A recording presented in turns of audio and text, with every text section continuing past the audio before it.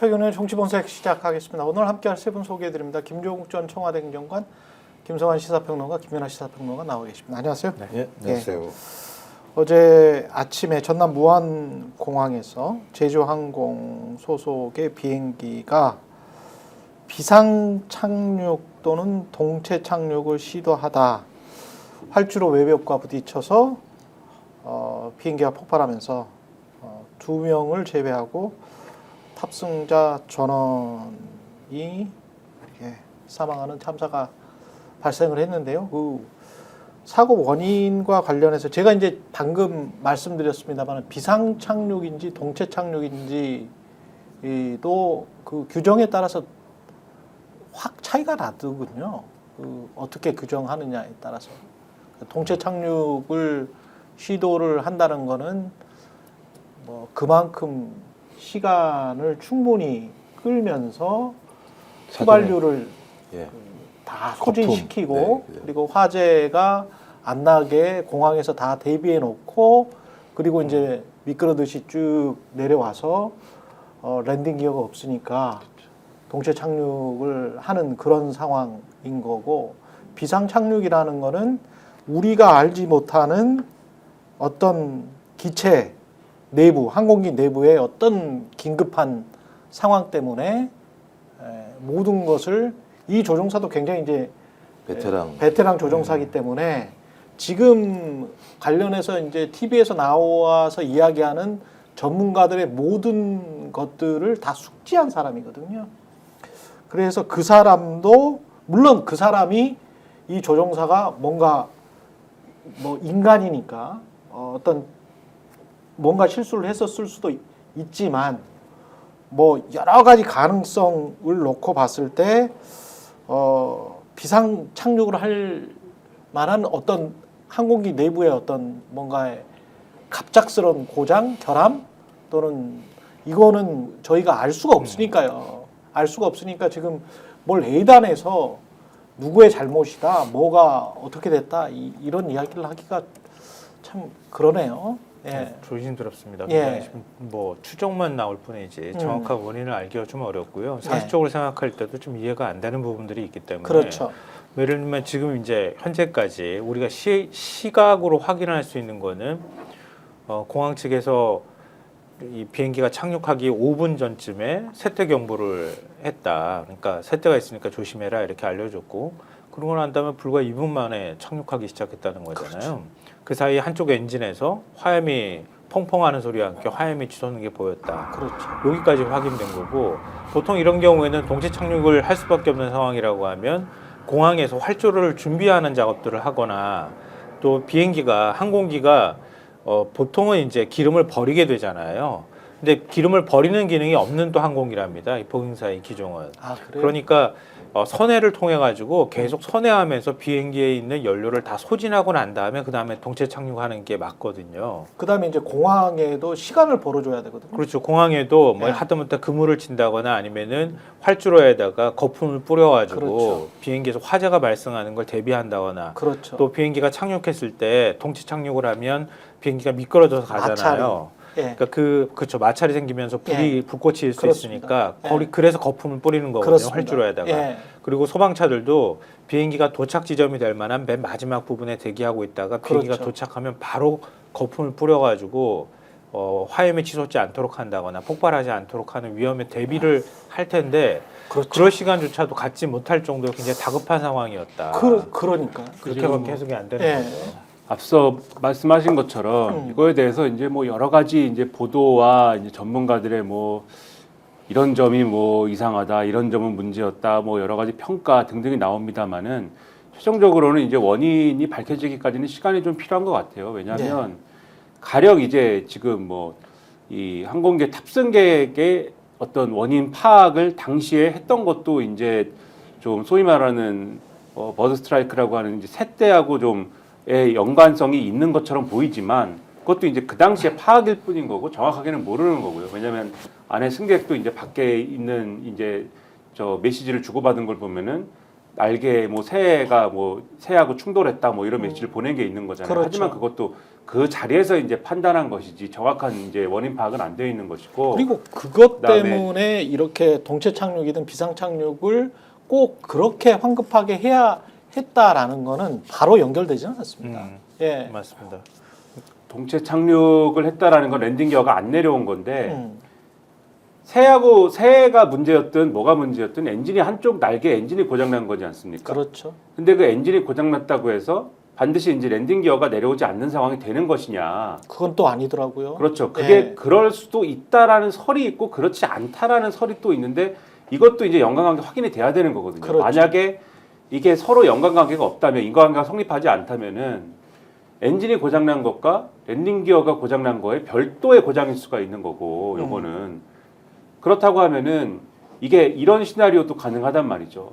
엔진이 고장났기 때문에 그냥 이제 랜딩 기어가 내려오는 상황을 가정해서 이제 착륙을 하려고 했던 것인데 랜딩 기어가 내려오지 않아서 동체 착륙을 이제 급하게 시도하게 된 것이고 그러면은 당연히 이제 이 관제탑이나 공항 측에서는 랜딩 기어가 내려오는 상황을 전제했던 건데 동체 착륙을 급하게 하게 되니까 그거에 대한 대비를 못 하게 될 수도 있는 것이고 다양한 이런 이 단락마다의 그 판단 기준이 달라지는 거기 때문에 어떤 기기의 어떤 부분에서 고장났느냐에 따라서 판단이 달라지는 거기 때문에 예. 이게 어떤 부분에서 고장났느냐가 다 규명이 사실은 돼야 됩니다. 그렇습니다. 그리고 그것에 따라서 기장이 어떤 판단을 했느냐가 다 달라지는 것이기 때문에 예. 그래서 지금 사실 오늘 보도나 이런 것들을 다 종합을 해보면 뭐 전문가들이 이런저런 얘기를 하는데요. 뭐 그렇죠. 활주로가 뭐 길었다 짧았다 뭐 이런 얘기도 하는데 이게 내려오면 사실 활주로를 다 쓰지도 않았거든요. 비행기가. 활주로 중간에서부터 그렇죠. 예. 중간에서 떨어진 거기 때문에 뭐 활주로 길이 얘기를 하기도 사실 어려운 것이고 예. 뭐 여러 가지 평가 지점이 있는 거여서 당분간은 사실 이 원인과 관련돼서는 좀 더 이제 사실 파악이 되는 것들 지켜볼 필요가 있는 것 같다 이런 생각입니다. 네, 말씀하신 것처럼 말씀하세요. 한 6개월 정도 걸린다고 얘기하잖아요. 이 사건이 그렇죠. 어떻게 되는 건지. 그러니까 예. 저는 이걸 미리부터 예단을 하거나 추정을 해서 그것을 확정적으로 생각을 하고 그 원인에 대한 공격을 가하는 행위는 없어야 된다라고 생각을 해요. 말씀하셨던 것처럼 일단 조류 충돌과 랜딩 기어 간의 연관성이 없다라고 하는 전문가들이 많이 얘기하기 때문에 이 부분에 대해서는 저희가 그 큰 얘기를 할 필요는 없을 것 같은데 지금 핵심적으로 지금 나오는 내용들은 그런 것 같더라고요. 이게 그러니까 우연의 연속에 의한 인재인가 아니면 기체의 물리적인 중대한 결함이 발생한 거냐 이런 얘기를 하는데요. 사례는 있었더라고요. 우연한 인재라고 하는 게 막 91년도 동체 착륙 사건이었던 것 같은데 소위 이 기장들 두 사람이 경고 스피커가 나오는 걸 다 꺼놓고 랜딩 기어를 서로 내린 줄 알고 그런 사례가 그런 사례가 하나 있었고 그다음에 예. 관제탑 같은 경우도 연락을 했는데 뒤편에 있는 소위 기항 비행기항을 얘기를 하면서 이런 사건이 발생했다고 얘기하는데 뭐 그럴 수도 있을 것이고 또 아니면 그 베테랑 베테랑에도 불구하고 그 부분에 대해서 아예 처치하지 못할 만큼의 불강력적인 사건이 발생할 수도 있기 때문에 저는 이 문제와 관련해서는 어떤 그런 논쟁들보다는 어떻게 하면 이런 부분에 대해서 차분하게 대응하고 유가족들을 위로하고 또 이런 일이 발생할 수 없도록 하는 시스템을 만드는 문제로 가야지 계속 음모론을 만들어내서 공격을 하는 것 자체는 오히려 희생자분들과 유가족분들에게 더 안 좋은 영향을 끼친다는 생각이 들어서 좀 우리의 논의 방향을 조금씩 좀 이동을 했으면 좋겠다 이런 생각을 합니다. 그렇죠. 지금 뭐 음모론이 확 그렇게 두각되는 상황은 아니니까 그거는 그 다행인데요. 근데 저는 이제 외신을 보다가 그런 생각은 했어요. 이거는 각각의 이해관계가 너무나 다릅니다. 그러니까 이제 항공사 제주항공이라는 사람들은 본인들은 정비불량이 꼭 아니어야 됩니다. 그렇게만 한번 생각을 해봅시다. 그러니까 제가 무슨 누구를 탓하는 건 아니고요.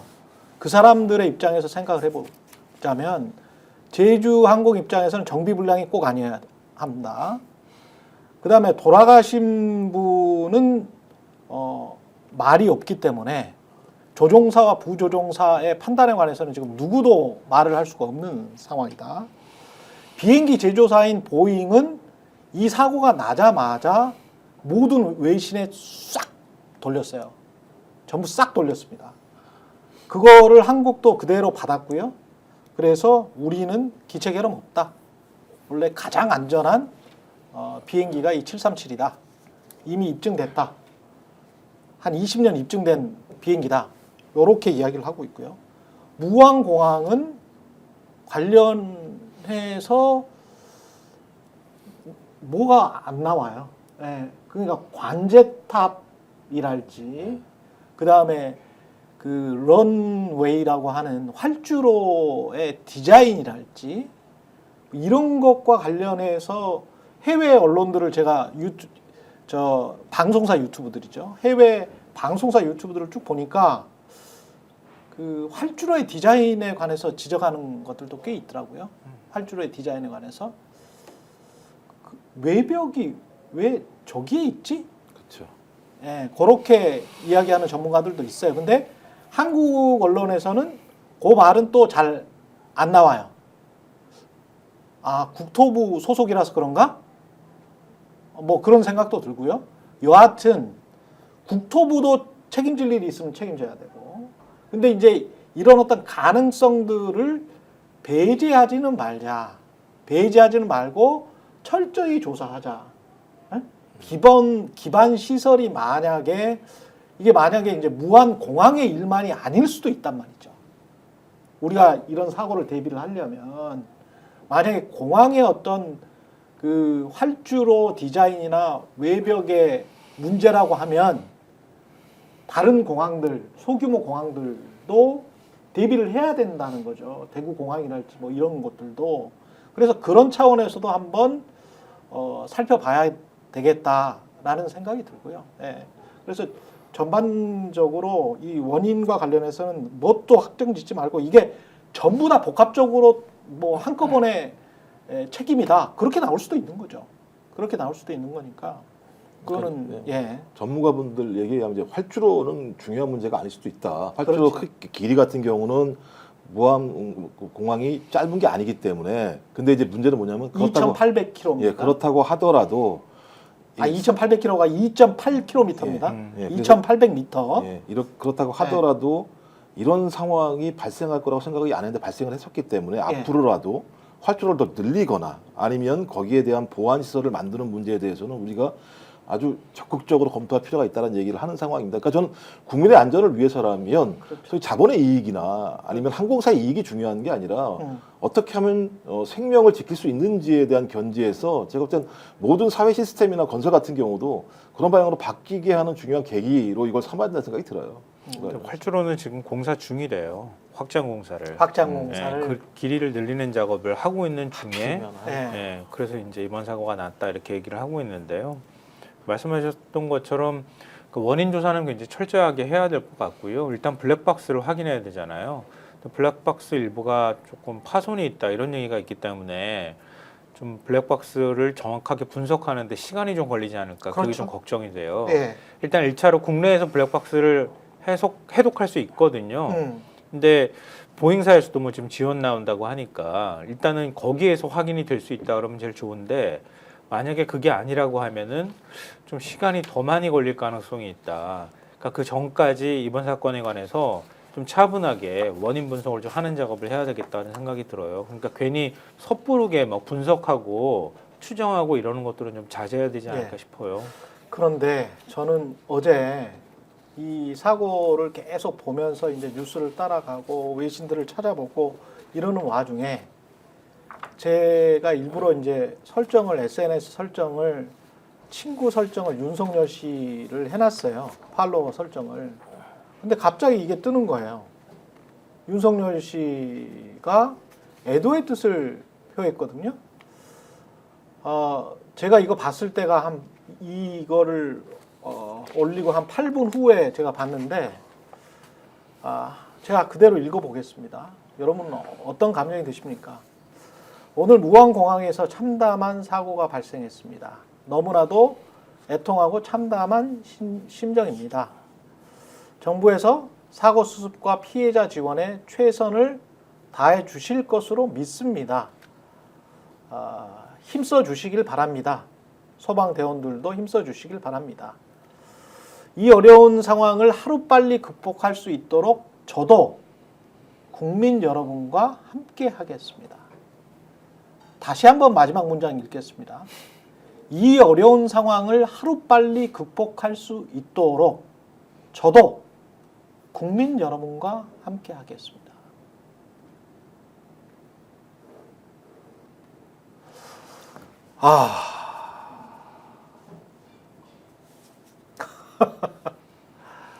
웃음밖에 안 나오네요. 저도 정말. 마지막 문장에서 제일 화가 났는데 예. 뭐 어떡하겠다는 얘기야. 내란범이 다시 되돌아와가지고 나 되돌아올 테니까 그때까지 내가 다시 대통령도 하겠다는 뜻이야. 뭐야. 예. 진짜 그 아. 사람으로서 어떻게 저렇게 할 수가 있나. 자기가 만들어 놓은 일 때문에 이 온 나라가 지금 쑥대밭이 되고 국제사회 신인도 다 추락하고 경제까지 휘청거리고 국민들이 고통스러워하고 있는데 나 아직도 대통령이요. 이런 이딴 사고를 어떻게 할 수가 있나. 이것 때문에 정말 좀 화가 나더라고요. 보면서. 어쨌든 여전히 망상에 잡혀 있다라는 생각이 들어요. 저번 담화 있을 때 국민과 함께 싸우겠다고 얘기했었잖아요. 그때는 자기가 잘못해놓고 자기가 내란을 일으켜놓고 저희 국민은 자기 편인 양 야당을 적으로 만들면서 국민은 나의 편인 것을 얘기했죠. 지금도 마찬가지인데 국민 여러분과 함께 하지 말라는 게 국민들의 뜻 아닙니까? 그렇죠. 제발 부탁인데 가만히 있어. 예. 네가 움직이면 나라가 무너져. 네가 움직이면 국민의 안전이 위협받아라고 하는 것이 국민의 생각이고 또 지금 수사받으라고 얘기하면 전혀 수사에 불응하고 있고 헌재와 관련해서도 전혀 답을 하지 않고 있다가 이 진짜 국민들이 충격에 빠진 사건이 발생했을 때 거의 제3자처럼 자기가 돌아오면 문제가 해결될 것처럼 이런 식의 글을 버젓이 오늘 올리는 걸 보면서 진짜 다른 나라에 살고 있구나. 진짜 온갖 욕심밖에는 없는 진짜 악한이구나라고 하는 것 자체가 저는 이 본인의 페이스북 글 속에서 여지없이 드러난 거라 생각이 듭니다. 그러니까 만약에 이제 뭐 유가족들에 대한 위로를 전하고 예. 뭐 그 정도 메시지 그냥 뭐 짧게 있었으면은 뭐 그렇게까지 사실 뭐 이렇게 뭐 비난하고 싶지는 않아요, 사실. 그 정도 메시지까지만 있었으면은 예. 그래 뭐 그거 인지상정이다 이렇게 얘기하고 싶은데 인간으로서 그렇죠. 예. 근데 이 메시지가 묘하지 않습니까 지금 뉘앙스가 그리고 대단히 정치적이에요. 그렇죠. 그리고 만약에 그런 뭐 자신의 어떤 뭐 이 복귀 의지 뭐 그런 거를 뭐 저 일부라도 피력하고 싶은 거다라고 한다면은 뭐 백보 천보에 또 양보를 해서 뭐 이런 얘기할 때 백보 천보 양보를 많이 하는데 그렇죠. 예. 미안하다고 해야죠. 그럼 적어도 뭔가에 대해서. 네? 뭔가 미안하다는 메시지가 있어야 될 거 아닙니까? 자기가 뭔가 그런 뉘앙스를 까이고 싶으면은. 이런 상황이 된 거에 대해서 어쨌든 간에 그 직전까지 어쨌든 간에 대통령을 지낸 자이지 않습니까? 나라의 지도자라고 행세를 하고 다녔던 자이지 않습니까?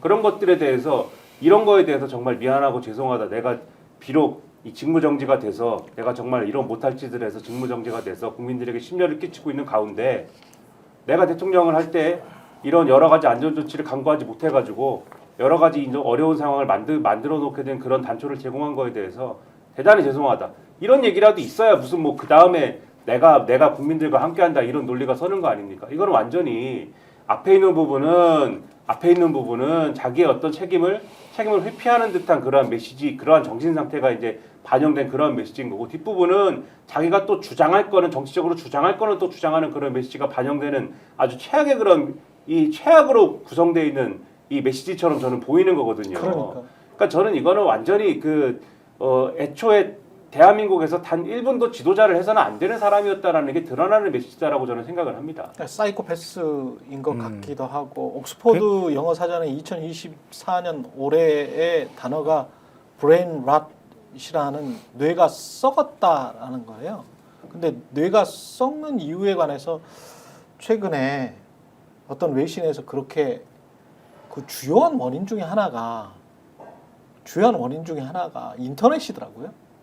뇌가 썩는 이유가 극우 유튜버들 맨날 보니까 밖에 나가서 시간이 남으시고 술 마시고 뭐 세상 탓하고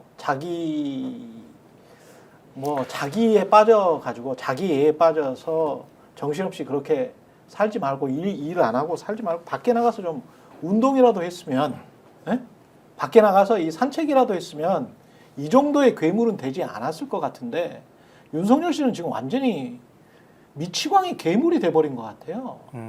이 SNS 메시지 바로 이전께 11월 13일이에요. 제가 보니까 다시 봐보니까 11월 13일 수능날 쓴 거야. 그럼 11월 13일 수능날 썼다는 거는 본인이 그때는 대통령으로서 있었고 수능날에 어떤 대통령으로서 국민들에게 어떤 희망차 메시지를 전달하는 거 아닙니까? 고생했다고. 근데 생각을 해보면 이 인간은 11월 13일부터 12월 3일까지 계엄 준비한 거잖아. 예? 열심히 계엄 준비한 거잖아. 그렇죠. 열심히 계엄 준비하다가 나중에 말도 안 되는 2차, 3차 담화문 발표하고 변호사 통해서 이상한 소리나 하다가 갑자기 국민들이 179명이나 돌아가시니까 애도한다라고 끝까지 뭘 함께 하겠다라고 하는 게 국민들을 화를 돋구기 위해서 너는 있냐? 너 도대체 어떤 인간이야 도대체? 이런 말을 할 수밖에, 이런 말을 들을 수밖에 없어요 이 인간이. 그러니까 그 우리가 악의 평범성은 많이 얘기를 했잖아요. 한나 예. 아렌트 얘기는. 근데 스티븐 레비츠키 책이 요즘 화제가 되고 있잖아요. 예. 어떻게 극단적 소수가 다수를 지배하는가. 그 책 안에 보면은요, 독재의 평범성이라고 하는 표현이 나와요. 그러니까 독재자의 얼굴도 독재자 얼굴이라는 게 따로 있는 게 아니잖아요. 윤석열이 바로 그런 얼굴을 갖고 있는 거거든요. 그러니까 독재자도 평범한 인간인 거예요. 어찌 보면 자기가 그 권력을 하려고 하면서 그 행사를 극단적인 방법으로 밀어붙이는 게 곧 독재라고 하는 거거든요. 네. 윤석열은 그런 생각을 했겠죠. 그러니까 이번 사건 계엄 선포의 배경을 두고 여러 가지 해석은 있지만 우리가 공통적으로 생각하는 거는 결국은 지 배우자나 지와 관련되어 있는 추문이 계속 나오고 비위가 나오고 나중에 임기가 끝날 것에 대한 걱정을 하기 시작하는 어느 시점부터 시작해서 나는 끝나면은 구속될 거라는 생각을 자기가 했을 거라고 보고요. 거기다 명태균 게이트까지 터져 나오니까 도저히 이건 못 막겠다 판단하니까 그냥 더 극단적인 방법으로 나가지 않았나 싶어요. 비상인포페이 만들려고 시도했다는 게 벌써 검찰 수사 결과에 드러나잖아요. 그러니까 전두환 같이 극과 보위 입법회의를 만들어가지고 자기가 그냥 권력을 다 장악해 버리려고 했던 자예요. 그러니까 그런 자의 생각이 특별하게 다른 건 아니거든요. 애초에 그런 기질도 갖고 있었겠지만 그냥 내가 하고 싶은 대로 하고 내가 이후에 나한테 어떤 위해가 가거나 이런 일들은 난 용납할 수 없어. 그럼 내가 할 수 있는 방법은 난 다 장악해 버릴 거야. 뭐 이런 식의 사고를 했던 그렇지. 인간인 거예요. 그렇지.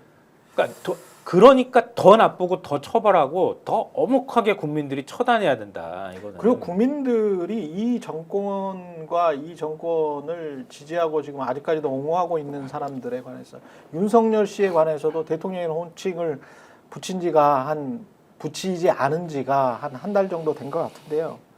지, 너, 자, 심지어는 이제 제가 방송 중에 저는 새끼라는 말까지 썼었는데 저는 국민들이 받은 이 모멸감을 되갚아 주기는 해야 될 것 같아요. 이 인간이 물론 듣지도 않겠지. 모멸감도 느끼지도 않을 거야. 그러겠죠. 네. 이런 방송 보지도 않겠지. 어? 맨날 그거 유튜버 보면서 지 찬양하는 그런 것만 보겠죠. 그거 보면 행복하겠죠. 네. 자기 얘기랑 똑같은 얘기를 하고 있으니까. 이렇게 뇌가 썩어버린 인간들 이런 본인들은 그래서 방구나 뿡뿡 끼면서 잘난 체하고 잘난 것도 하나도 없지만 자아성찰도 못하는 이런 인간들에게 나라를 맡겨놓고 그걸 또 대통령이라고 이거 지켜야 된다고 사실상 탄핵 옹호하고 탄핵 저지를 옹호하고 이거를 본인이 민방위복 입고 저 마치 대통령 놀이하는 것 같은 권성동 씨도 정신 좀 차리세요. 너도. 너가 뭔데 임마 공무원이 입고 있는 입고 네가 대통령처럼 행세를 하면서 너 뭐야 대통령 놀이하냐? 검사하다가 국회의원 몇 번 되니까 막 세상에 갔잖아? 국민들이 다 개 돼지로 보여? 어디 말도 안 되는 소리만 하면서 사실상 계엄 옹호하고 지금 내란을 계속 부추기고 있는 거 아니야 너희들이. 권성동이야 국민의힘 의원들이 진짜 나쁜 놈들이야. 그러니까 제가 볼 때는 홍준표 단어가 딱 맞는 것 같아요. 레밍 같아요. 지금 국민의힘에서 하는 짓거리를 보면 박수영 저 의원이라고 말 붙이기도 싫은데 항공참사, 민주당 불타내기, 국정을 공백시켰기 때문에 낫다. 그러니까 제가 볼 때 이건 윤석열이 지금 페이스북 내용이랑 똑같아요. 자기는 아무 일도 안 한 것처럼 자, 이 어려운 상황을 빨리 극복할 수 있도록 저도 국민 여러분과 함께 하겠습니다. 예를 들면 탄핵이 돼서 공백이 생기니까 이런 일이 발생한 거 아닙니까? 제가 다시 국정을 운영을 해야 이런 문제가 발생하지 않겠습니까? 라는 사고방식인 거고 이런 메시지가 나오니까 그 아래에 있는 레밍들이 동일한 내용들을 계속 쏟아내기 시작을 하면서 저희 모든 잘못이 민당인 것처럼 얘기를 하면서 아 이때다. 그래서 말씀하신 형법 90조 위반 내란을 지금 선전선동하고 있는 행태까지 벌어지고 있는 상황이거든요. 그러니까 이건 제가 볼 때 국가 존립이 매우 위태로운 상황이에요. 그러니까 내란을 칭송하는 자들이 국회의원으로 존재하고 정당으로 존립하는 상황이라고 하는 건 항시적으로 국민 기본권 자체가 무너질 수 있다라고 하는 걸 전제로 하거든요. 저는 이건 공포스러운 상황이다. 근데 이 조장을 하는 자가 아직까지도 그냥 자기 방 안에 앉아 있는 거예요. 그렇죠. 그러니까 빨리 체포를 해서 이런 발언을 하는 자, 이런 생각을 하는 자, 이런 예비 음모를 하는 자들에 대해서는 내란 범죄자들이기 때문에 구속 수사를 원칙으로 해야 돼요. 어떤 행위도 못하게 하는 게 원칙적으로 해야 되는 것이 우리 법의 기본적인 원칙입니다. 근데 이것을 못 지키니까 이렇게 부안애동하고 있는 자들이 계속 나오게 되는 거예요. 근데 이 사람은 그러니까 기본적인 사실관계가 틀렸죠. 이 사람 누구요? 박수영 의원이라는 박수영? 사람은 그러니까 그 탄핵하고 비행기 사고하고 무슨 관련이 있습니까? 아무 관련이 없죠. 지금 말씀드렸다시피 이 사고의 우리가 원인을 지금 이제 예단할 수 없다 이렇게 말씀드렸습니다만은 사고의 원인이 된 것으로 지금 꼽히는 여러 가지 이제 것들이 예를 들면 동체 비행기의 정비 불량이나 아니면 근본적으로 이 기종에 문제가 있었든지 아니면은 새떼와 충돌해서 엔진 사고가 있었든지 뭐 그 다음에 비행기에 유독가스가 들어가서 등등 이런 문제지 않습니까? 기술적인 문제, 뭐 기술적이라고 얘기하면 좀 뭐하지만은 그러한 문제들이지 않습니까? 그리고 여기에 더불어서 이제 예를 들면 구조적인 문제의 가능성을 봐야 된다고 하면은 뭐 공항의 구조 문제라든가 그다음에 관제탑과의 어떤 교신 과정에서 있었던 문제라든가 이런 걸 같이 보는 거 아닙니까? 여기에 탄핵이 끼어들 틈이 어디 있습니까? 탄핵이 끼어들 틈이 없죠.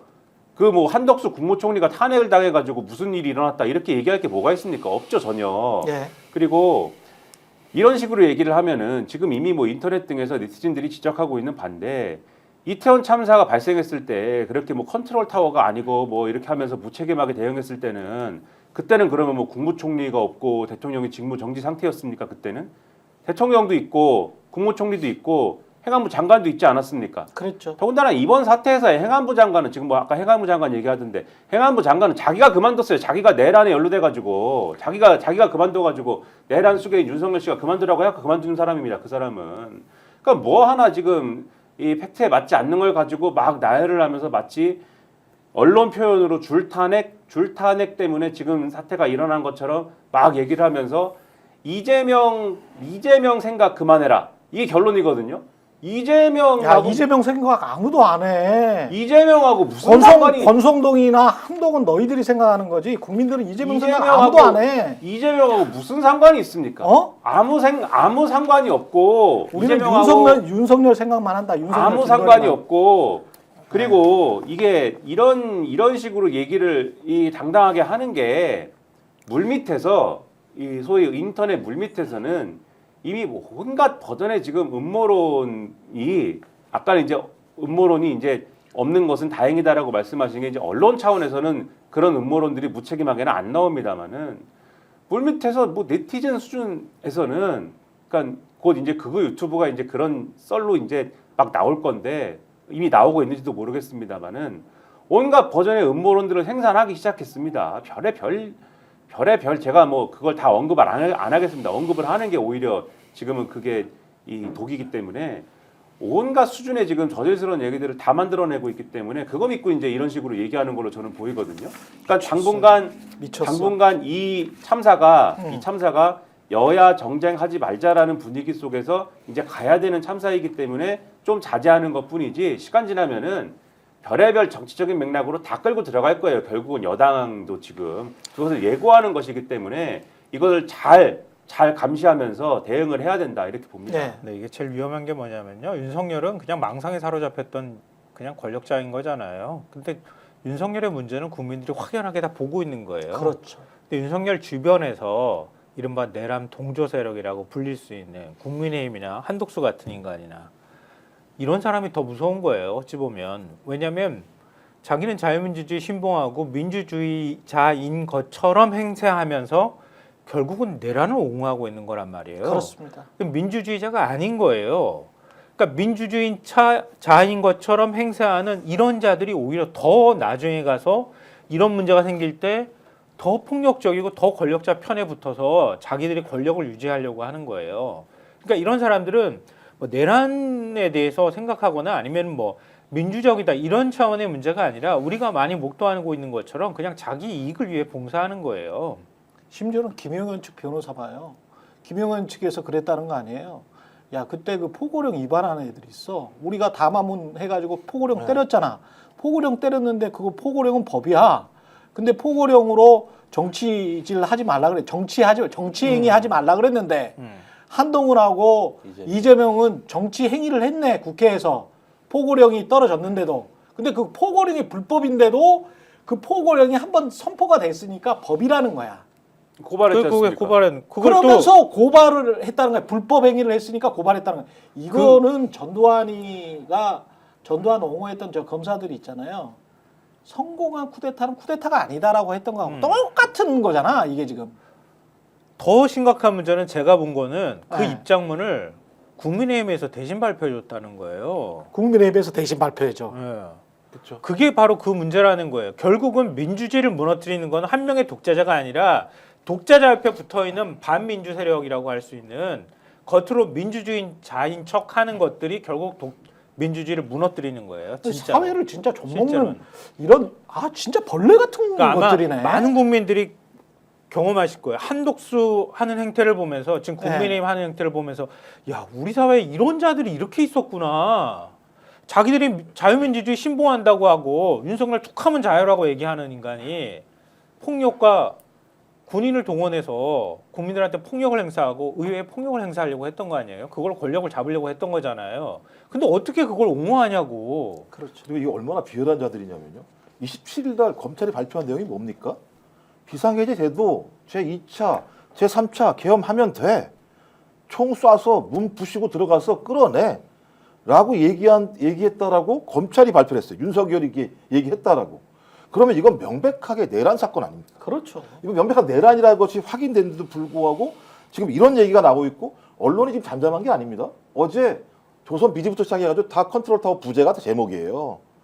컨트롤타워가 부재하다라는 내용들의 제목을 다 달아서 뭔가 지금이 위태로운 상황, 위험한 상황, 그래서 소위 최상목까지도 탄핵하면 대한민국이 무너질 것처럼 기사를 쓰는, 그러니까 항공 참사랑 이거 컨트롤타워 부재를 연결시켜서 최상목이라고 하는 내란을 계속 앞으로 이어갈지도 모르는 자를 엄호하려고 하는 논리들이 진짜 어제부터 벌어졌어요. 그리고 아마 앞으로도 마찬가지입니다만 민주당이든 야육당의 누군가가 말 한마디 잘못하면 그 내용 가지고 아마 벌떼처럼 뛰어들어가지고 이때다라고 얘기하면서 사태 그렇겠지. 프레임을 바꿔버릴 겁니다. 참 그러니까 진짜 이 무자비한 인간들인 거. 그 다음에 김용현 측 변호사 그쪽이 아니었군요. 대통령 측에서 MBC에서 단독 보도한 거 있었잖아요. 강현섭 기자가 단독 보도한 거.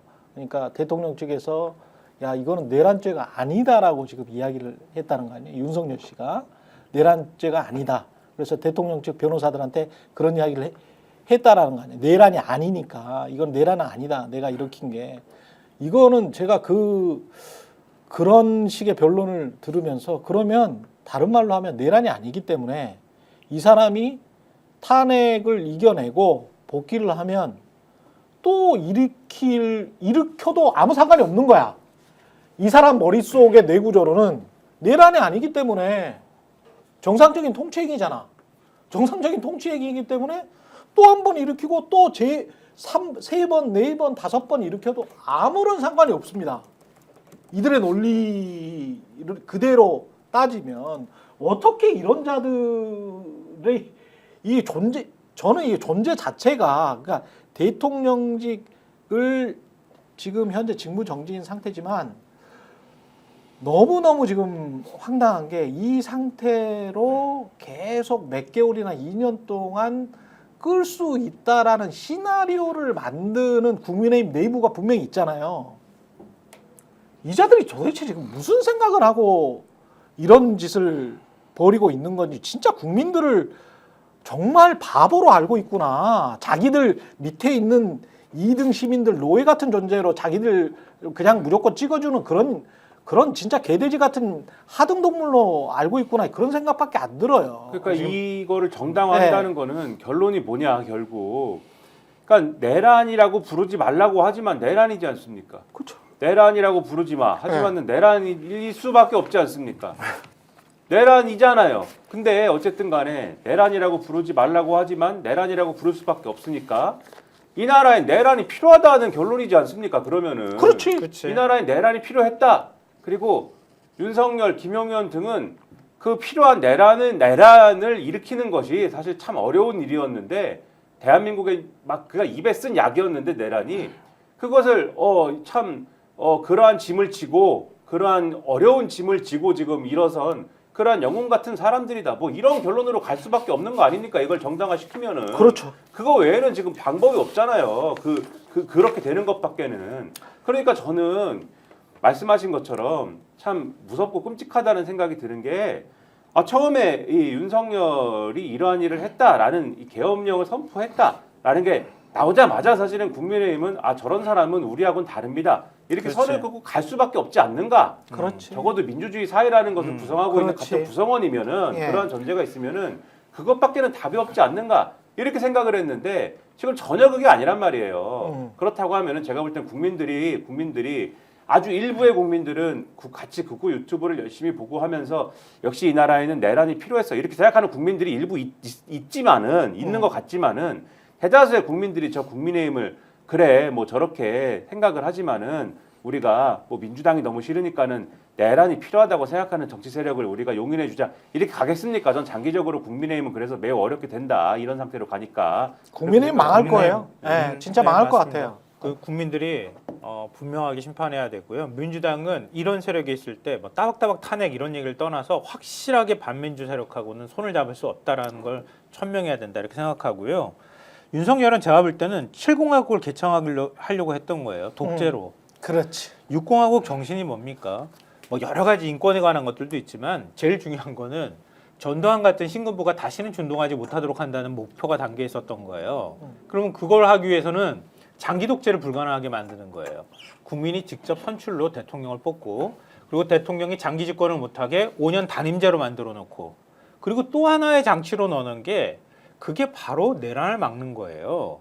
내란을 막기 위해서 개헌법이라는 것도 만들고 국회 입법부 권능을 훼손하지 못하도록 만들고 그리고 만들어 놓은 게 헌법재판소잖아요. 그렇죠. 헌법재판소를 통해서 대통령 탄핵을 심리하는 그러니까 민주주의 질서 내에서 탄핵이라고 하는 제도를 그 당시에 넣었단 말이에요. 일부러. 그리고 위헌 심판을 헌법 수호할 책임을 헌법재판소에다 놓고 헌법재판소는 절대 못 건드리게 해놓은 거란 말이에요. 계엄이 사법부는 장악할 수 있고 헌법재판소는 장악할 수 없어요. 제가 볼 때는 헌법상으로는. 그렇죠. 그렇게 놓은 거기 그 질서에 내란이라고 하는 걸 다시 시도했단 말이에요. 계엄을 선포해가지고. 그리고 그걸 동조하고 옹호한단 말이에요. 그러면 6공화국은 우리가 살고 있는 거란 말이에요. 6공화국의 반국가 세력이에요. 이건. 7공화국을 독재로 만들려고 했던 인간을 어떻게 옹호합니까? 그러니까 우리가 헌법재판소 재판관 임명해야 된다는 얘기를 또 하는 거란 말이에요. 근데 그거 임명 안 하겠다고 지금 버티고 있단 말이에요. 그러면서 헌재 기능을 사실상 마비시키려고 하는 거죠. 그러니까 제가 볼 때 6명 체제로 가면서 어떻게든 중간에서 뭔가 빵꾸가 나라 이렇게 지금 근데 유도하는 거지. 전 세계적인 네. 흐름은 있는 것 같아요. 음. 트럼프를 탄핵하는데 동의했던 공화당에 있는 그 당시 하원 의원들 예. 싹 다 작살났습니다. 그 위에 복귀를 아무도 못했어요. 또 하나는 그런 트럼프가 다시 대통령이 된 상황 그러니까 제가 볼 때는 어느 순간부터 소위 극우 세력들 같은 경우는 이런 식의 극단적인 정치를 통해서 지지층들을 모아내면 그렇죠. 다시 복권될 수 있다고 생각하는 것 같아요. 그래서 아까 말씀드렸던 어떻게 민주주의는 무너지는가의 책에 보면 딱 고뇌이 나와 있습니다. 기성정당이 두려움과 기회주의, 판단착오로 인해 극단주의와 손을 잡을 때 민주주의는 붕괴한다. 이게 딱 맞는 얘기인데 우리 사회에도 이게 그대로 작동이 된 거예요. 그러면 민주주의가 붕괴하지 않기 위해서 기성정당은 소위 극단주의자인 윤석열과 손을 딱 절연을 해야 되는데 그렇지 않는 거죠. 언제든 다시 복귀할 수 있어. 3년이라는 시간은 남아 있어. 국민들은 1, 2년만 지나면 이 생각을 까먹을 거야. 그래서 그때 어떤 사람이 더 나쁜지를 따질 거야. 이런 판단을 통해서 지금의 상황들을 유지하면 자기는 이 권력을 계속 더 확대해서 얻을 수 있다라고 하는 판단 외에는 달리 이 상황에서 저 국민의힘 하는 행태를 이해할 도리가 없는 상황인 거거든요. 전 그렇다면 말씀하신 것처럼 이제 이 운동은 정당 해산 운동으로 가야 돼요. 저런 정당이 존립할 수 있게 만드는 공화적 민주주의는 또 다른 붕괴를 전제로 하는 거예요.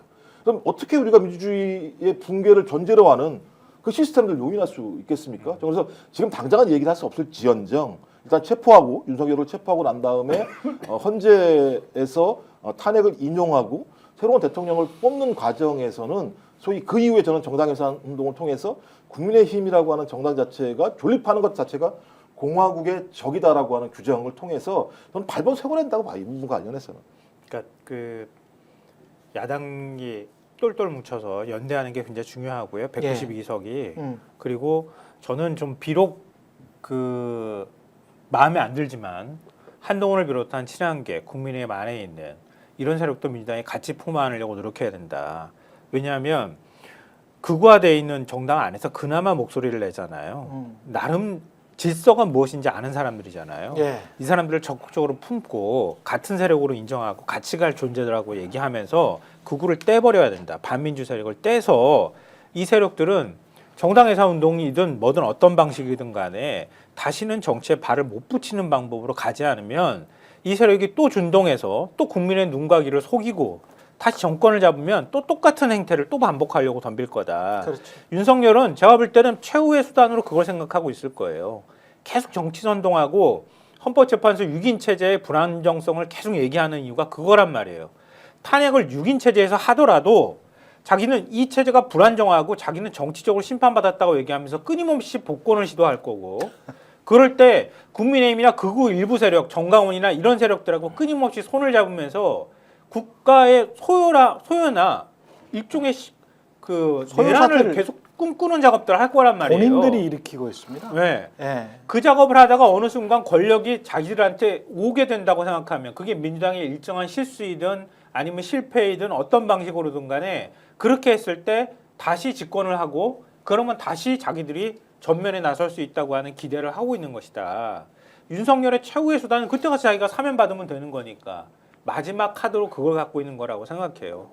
그러니까 윤석열이 꼭 아니더라도 그 세력의 누군가가 정권 잡는다의 계획을 가지면 되는 거죠. 그러니까 굉장히 격렬할 겁니다, 아마.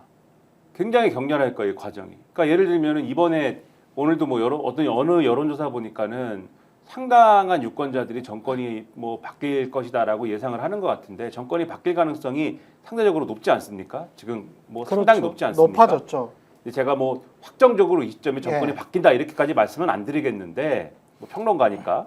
근데 정권이 만약에 바뀐다라는 전제를 놓고 봤을 때 그러면은 정권을 잃었지 않습니까, 이 사람들이? 소위 말하는 태극기 집회니 뭐니에 아주 아이콘일 거예요. 윤석열이 아주 아이콘이고 뭐 그때 뭐 감옥에 있든 어디 있든 간에 아주 아이콘일 것이고 그리고 그들의 주된 메시지는 윤석열이 억울하다일 것입니다. 윤석열이 억울하다는 메시지를 계속해서 이 자기들이 정권 잃어버린 기간 동안 거리에서 계속 얘기를 하는 것이고 그리고 또 뭘 얘기할 것이냐 이 새로운 정권의 대통령을 탄핵해야 된다고 계속해서 얘기할 겁니다.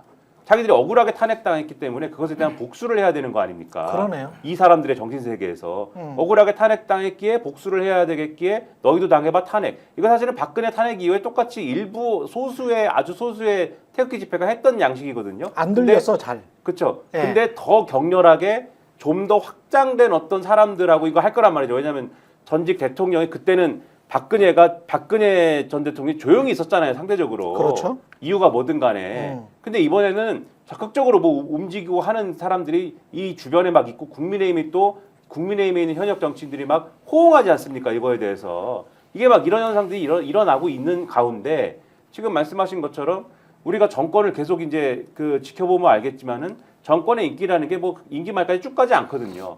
뭔가 아무튼 간에 사건이 벌어지고 문제가 벌어져 갖고 정권이 인기를 잃게 되는 날이 온단 말입니다. 그럼 마치 이런 식으로 극단적 메시지를 통해서 대기하고 있는 세력들이 마치 자기들이 정당성을 획득한 것처럼 거봐라라고 하면서 거봐라가 중요합니다. 거봐라 역시 탄핵은 부당하지 않았느냐. 재평가, 윤석열 재평가. 뭐 이 나라는 내란이 필요했다.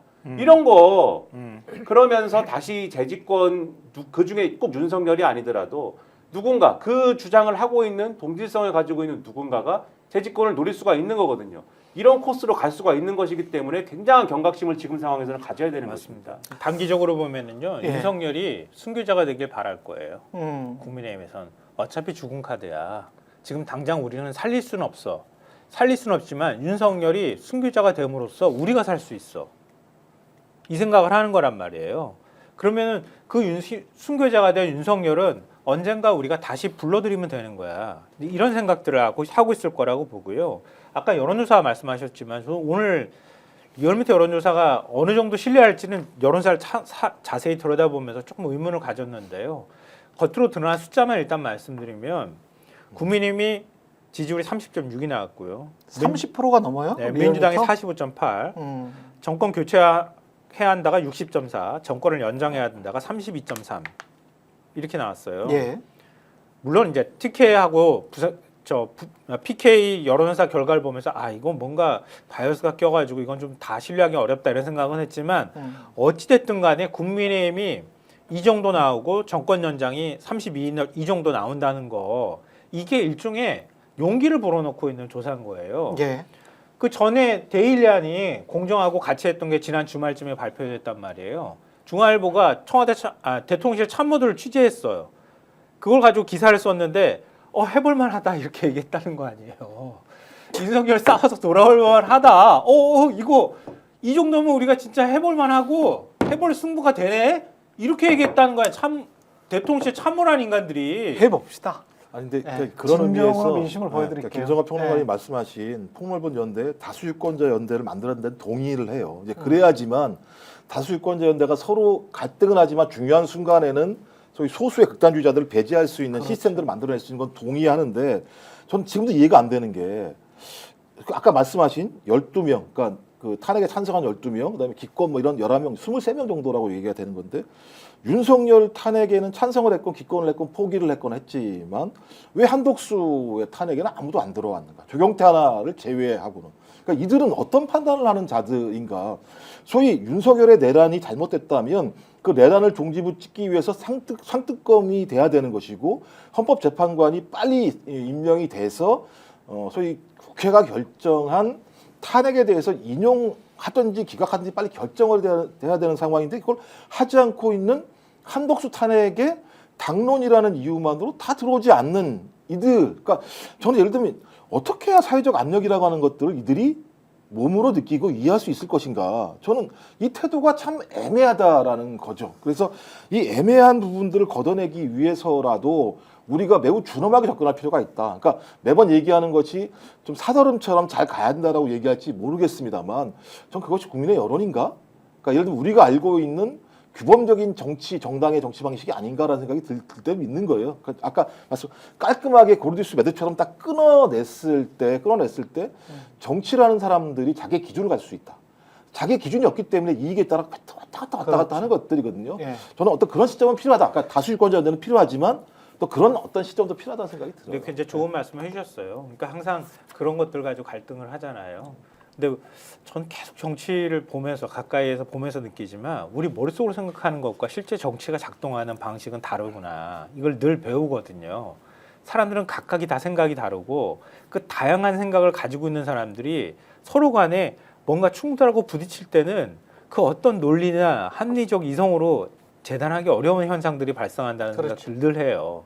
그러니까 제가 일정하게 국민의힘 안에서도 그 뭔가 협력할 수 있는 정도의 합리적 상식을 갖춘 세력, 그 세력이 중요하다고 말씀드리는 건 그 세력조차 완전히 쳐버려가지고 내보내버렸을 때에는 그 순수성이라고 하는 측면에서는 아주 좋은 방식이 될 수 있겠지만 그 세력이 그러니까 그 지금 극우가 완전히 그렇다고 사라지는 것도 아니란 말이에요.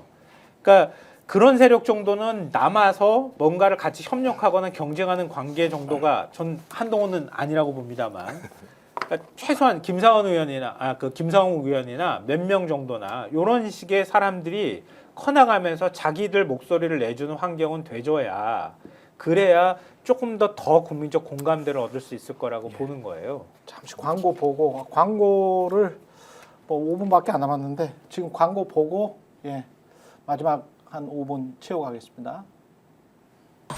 당연하죠.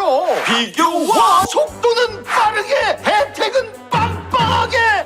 비교와 인터넷 비교 원할 땐 인터넷 가입. 성형석도 인터넷 가입을 원할 땐 비교원.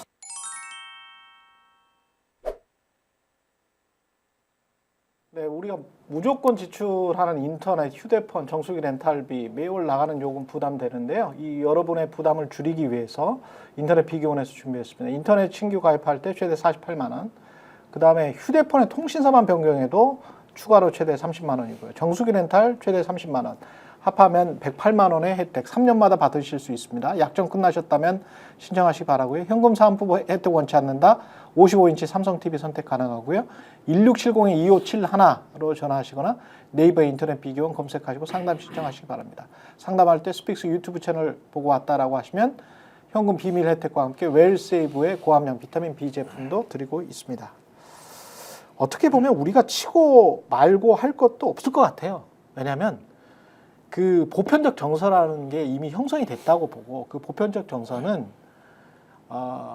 호남이나 영남이나 충청도나 강원도가 아니고 서울 수도권의 국민의 거의 절반에 해당하는 유권자들이 지난 민주화 이후에 한 30년 동안 이 유권자들이 거의 결정을 한 것 같아요. 보편적 정서의 마지막 방점, 시작점, 방점 다 이쪽이 결정을 한 것 같기 때문에 결국 저는 이 국민의힘 세력 중에서 누가 남고 또는 진보 세력 중에서 누가 남을지는 서울 수도권 유권자들이 결정해 줄 것이다. 근데 그 제가 네. 아까 걱정하는 부분이 이런 거예요. 네. 친일파 청산을 못했잖아요. 그렇죠. 친일 부역자들이 살아남았단 말이에요.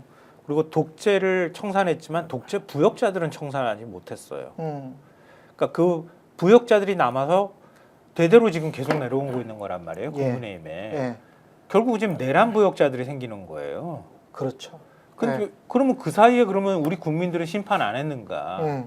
계속 노력을 부단히 했단 말이에요. 그렇죠. 상식적이지 않은 정치인을 축출하기도 하고 이런 과정들이 굉장히 의욕적으로 갖고면서 해왔는데 끊임없이 살아남더라는 거야 이게. 그래서 결국은 그들이 자기들 손으로 권력을 대권을 못 잡으니 윤석열 같은 인간을 갖다 세워놔서 지금 이런 일들이 벌어진 거잖아요. 예. 그러니까 우리가 독재 부역자들 처단하지 못하고 친일파를 처단하지 못했기 때문에 이번만큼 확실하게 처단해야 된다는 걸 전 100% 동감합니다.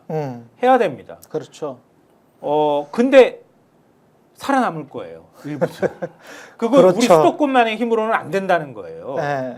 이건 제도로도 죽여야 되고 예. 청산해야 되고 그리고 국민들도 여기에 협조하거나 같이 한꺼번에 같이 갈 수 있는 환경도 만들어줘야 되고요. 그리고 사회 구조적 환경도 바꿔줘야 할 필요가 있는 거예요. 예. 결국 이런 세력들이 준동하는 건 그런 거거든요. 그러니까 국민들이 현혹하는 방식을 통해 가지고 적대감을 불러일으키는 거잖아요. 근데 거기에는 오히려 우리 히틀러든 어떤 독재자든 마찬가지지만 경제 양극화나 이런 것들을 역으로 이용하잖아요. 사회에 불만 갖고 있는 소외된 사람들을 거꾸로 폭력 세력으로 영입해가지고 지금 사실은 일부 태극기 부대는 그런 성격도 갖고 있다고 저는 생각하거든요.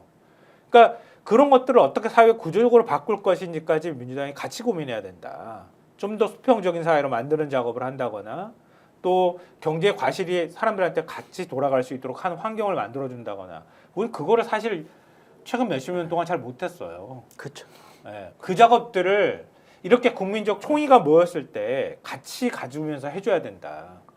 첫 번째 할 일은 윤석열 체포부터 하고. 예, 오늘 뭐 영장이 청구됐다고 얘기하니까 예. 법원이 빨리 구속시켜야 됩니다. 기각하는 일은 저는 없을 거라고 진짜 생각을 없겠지. 하고요. 지금 세 번이나 소환 그러니까 검찰의 거부를 했습니다. 공소장 자체를 보더라도 네. 내란범이 확실하기 때문에 내란범죄자는 구속해서 수사하는 게 원칙이라는 생각이 아니, 총 들고요. 쏴서라도 데리고 오라 그랬잖아. 국회의원들을, 헌법기관들을. 그래서 말씀하신 것처럼 지금 유럽에서 극우 정당이 준동하는 가장 큰 이유 중에 하나가 뭐냐면 나치 청산을 못해서예요. 그렇습니다. 독일도 제대로 하지 못했습니다. 실제적으로는. 그래서 저희 나치에 부역했던 교수들 나중에 다 서독에서도 교수하고 그랬었어요. 저는 그러니까 이런 것들을 없애는데 유럽은 그래도 법 제도를 만들어서 나치 찬양하는 사람들 다 잡아 가져옵니다. 이래도 안 되거든요. 그렇죠. 그래서 소위 불평등이라고 하는 사회 경제적 구조가 이런 극우 세력들을 준동하게 하는 공간인 건 사실이고 진보 정부가 그 기간 동안에 우리 기간 동안에도 저희 불평등 해소 못했어요. 오히려 그런 부분들에 동조한 측면도 꽤 있다라는 측면이 분명히 있어서 이건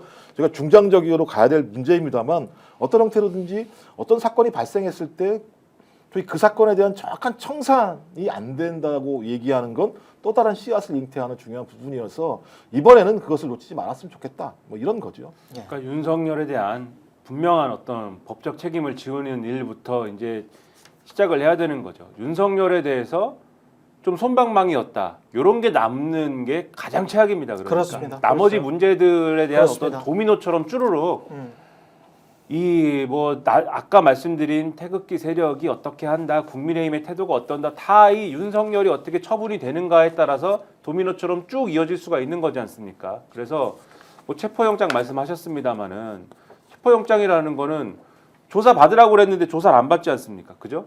와가지고 조사를 받으라고 하는데 안 받는 게 첫 번째. 그리고 혐의가 소명이 상당 부분 되지 않습니까? 그렇죠. 지금 네. 뭐 안 되는 게 없잖아요 지금. 그렇죠. 윤석열 혼자 나는 아니야라고 얘기하는 것이지. 예. 그 혐의를 받고 있는 당사자들만 아니야라고 얘기하는 것이지. 지금 진술 예를 들면 그 당시 수방사령관, 방첩사령관, 그다음에 뭐 특전사령관 등등에 대한 진술로 다 이 범죄 사실들이 뒷받침이 되고. 심지어는 김영현까지도 그렇죠. 포고령을 윤석열이 최종으로 수정했다고 수정했대잖아. 얘기해요. 그렇죠. 네. 뒷받침이 되고. 심지어 오늘 보도 보니까 검찰이 확보한 메모나 이런 것도 있다는 거예요. 윤석열이 지시를 할 때 적었다는 겁니다. 아, 적었대요? 그렇죠. 들으면서 적었다는 거예요. 중하위급 군 간부들이 적어놨다고 윤석열 얘기하는 지시를 거예요. 받은 네. 군 지휘관들이 지시를 내린 걸 그 밑에 있는 그 영관급 뭐 이렇게 되겠죠. 군인들이 받아 적어 수첩에 받아 적은 거. 그러니까 이런 것들이 다 있기 때문에 소명되는 거 아닙니까? 그렇죠. 그러면 이런 것들을 다 갖춰서 체포영장을 청구했다면 나올 수밖에 없는 거고 갔는데 예를 들면 경호처가 뭐 이렇게 막고 이래서 뭐 물리적 충돌이 있을 수 있는데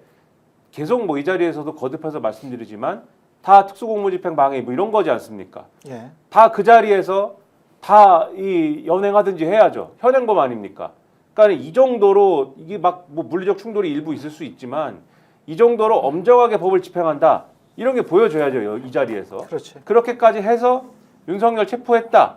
그리고 체포했으면은 구속영장 청구하고 또 구속 집행하고 그리고 나서 뭐 기소하고 이런 과정 거치고 이런 게 뭐 이게 며칠짜리 며칠 동안 해야 돼서 뭐 10일 내에 해야 돼서 20일 내에 해야 돼서 10일은 공수처가 하고 10일은 검찰이 해야 돼서 등등의 이제 수사 기관끼리에 이게 여러 가지 이 셈법이 있습니다만은 그게 중요한 것은 아니지 않는가 지금 상황에.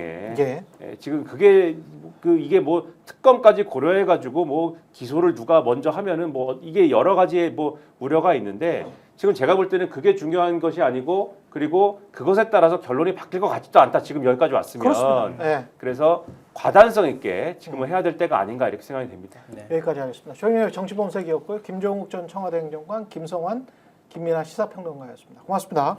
맞습니다. 스픽스는 말하는 언론입니다. 대세는 유튜브, 그중에서 스픽스. 좋아요, 댓글, 구독, 알림 설정. 여러분이 저희를 사랑해 주시고 우리가 여러분을 사랑하는 4가지 방법입니다.